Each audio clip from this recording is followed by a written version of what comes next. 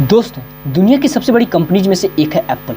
आज इसकी value $2 trillion से भी ज़्यादा हो चुकी है। इस कंपनी का हेडक्वार्टर भी कुछ कम नहीं है। इसका नाम है एप्पल कैंपस 2 या एप्पल पार्क, या फिर कुछ लोग इसे स्पेसशिप भी कहते हैं। कुछ लोग तो इसे ब्रीथिंग बिल्डिंग भी कहते हैं, और साथ ही कुछ लोग इसे एप्पल ऑफिस प्रो मैक्स भी कहते हैं। तो चलिए इस बिल्डिंग में चलते हैं और देखते हैं कि ये बिल्डिंग कितनी फ्यूचरिस्टिक है।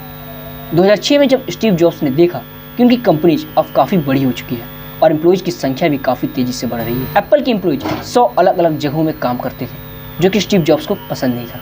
स्टीव जॉब्स ने एक ऐसे ऑफिस की कल्पना की जहां सारे एप्पल वर्कर्स एक जगह अच्छे से काम कर सके, और तब उन्होंने एक ऑफिस बनाने के बारे में सोचा।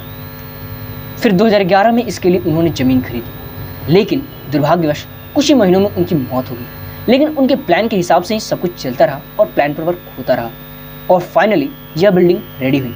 एप्पल की यह बिल्डिंग स्फेरिकल यानी गोलाकार बनी हुई है, जैसे कि आप फोटो में देख सकते हैं। इस गोले की जो सर्कमफ्रेंस है वो 1.46 किलोमीटर यानी करीब 1.5 किलोमीटर के आसपास है।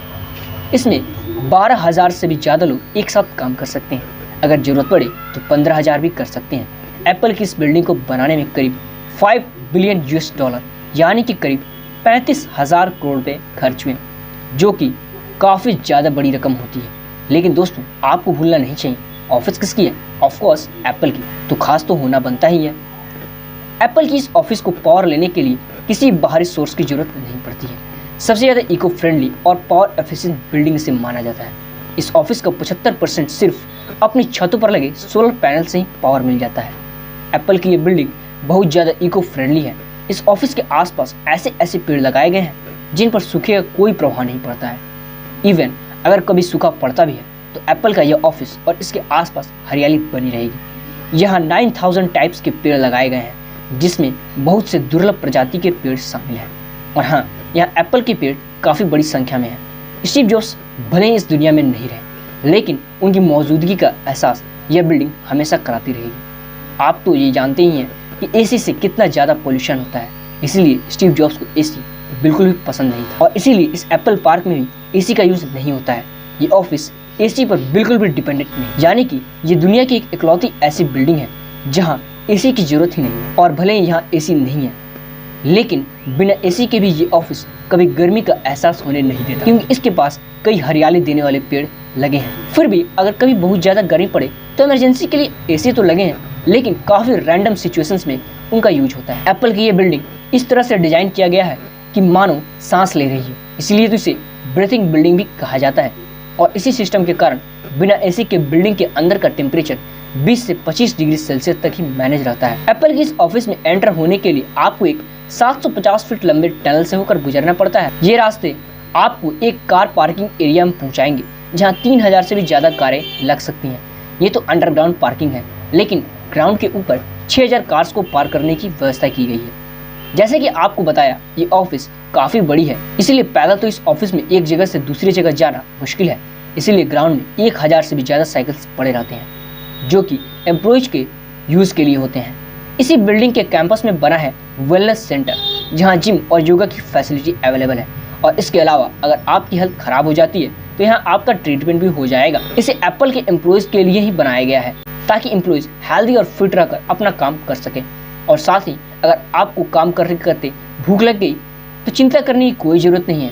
यहाँ पर एक नहीं, दो नहीं, बल्कि 7 कैफ़ेज़ हैं। इन कैफ़ेज़ में एक साथ 1,000 से भी ज़्यादा लोग एक साथ ब्रेकफास्ट कर सकते हैं।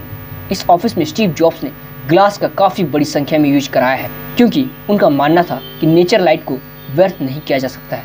वे नेचर लाइट का यूज करके पावर को बचाते हैं। आपको बता दें, यहाँ दुनिया के सबसे बड़े कार्व्ड ग्लास लगे हैं। लेकिन दोस्तों, हमारे बीच नेगेटिविटी की बात यह है कि अगर आप यहाँ जॉब नहीं करते हैं तो आपको एंट्री नहीं मिलेगी। पब्लिक के लिए एप्पल ने इस ऑफिस के बाहर एक प्लेस बनाया है, जो कि एक विजिटर सेंटर है, जहाँ कोई भी बिना पास के टिकट के आ सकता है। यहाँ एप्पल का शोरूम भी है, जहाँ से आप एप्पल प्रोडक्ट्स भी खरीद सकते हैं। यहाँ भी एक कैफ़े है, जहाँ आप अपने पसंद का खाना खा सकते हैं। इसे बनाने में $110 मिलियन का खर्च आया था। दोस्तों, किसी भी ऑफिस को बनाने में पेड़ ना कटे ऐसा तो हो नहीं सकता है। ऑफिस के डेस्क, बेंच या फिर अन्य सामग्रियों को बनाने में पेड़ को कटना लाजमी है। लेकिन आपको बता दें, एप्पल पार्क को बनाने में इंटरेस्टिंग फैक्ट ये है कि स्टीव जॉब्स ने इसके लिए एक भी पेड़ कटने नहीं दिया।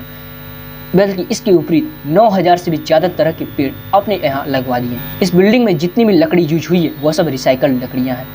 इस बिल्डिंग को नेचुरल डिजास्टर से बचाने के लिए बहुत मेहनत हुई है।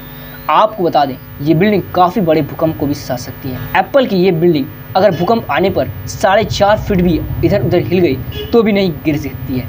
यानी कि एप्पल की ये बिल्डिंग हिलेगी ज़रूर लेकिन गिरेगी नहीं। वैसे तो स्टीव जॉब्स ऑफिस बनाने से पहले ही चले गए, लेकिन ये यूनिक थिंकिंग हमें हमेशा उनकी याद दिलाती रही। इस वीडियो को देखने के बाद आपके मन में एक क्वेश्चन जरूर आया होगा जो कि आप कमेंट में जरूर पूछेंगे कि इसे एप्पल पार्क क्यों कहा जाता है। आपको बता दें, एप्पल की इस ऑफिस में जितनी जगह है उससे ज़्यादा पेड़ लगे हुए हैं, इसीलिए इसे एप्पल पार्क कहा जाता है। वीडियो थोड़ी भी अच्छी लगी हो तो प्लीज़ लाइक कीजिए और इसी तरह के वीडियोस देखने के लिए चैनल को सब्सक्राइब कर लीजिए। साथ ही बगल में जो बेल का आइकन बना हुआ है ना, उसे भी दबा दीजिए।